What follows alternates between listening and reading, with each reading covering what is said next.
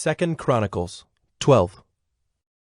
When the rule of Rehoboam was established and he was strong, he abandoned the law of the Lord and all Israel with him.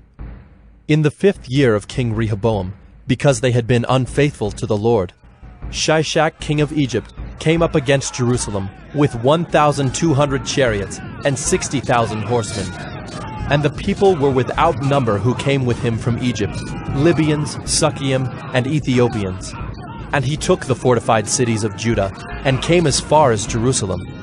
Then Shemaiah the prophet came to Rehoboam and to the princes of Judah, who had gathered at Jerusalem because of Shishak, and said to them, Thus says the Lord, You abandoned me, so I have abandoned you to the hand of Shishak.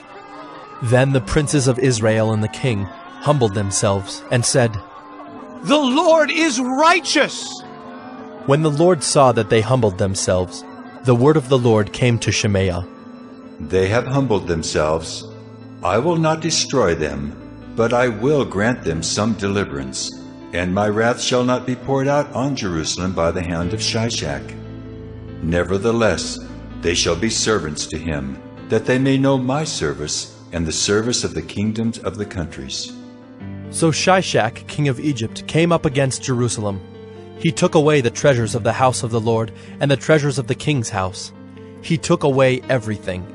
He also took away the shields of gold that Solomon had made, and King Rehoboam made in their place shields of bronze and committed them to the hands of the officers of the guard, who kept the door of the king's house. And as often as the king went into the house of the Lord, the guard came and carried them and brought them back to the guard room. And when he humbled himself, the wrath of the Lord turned from him, so as not to make a complete destruction. Moreover, conditions were good in Judah.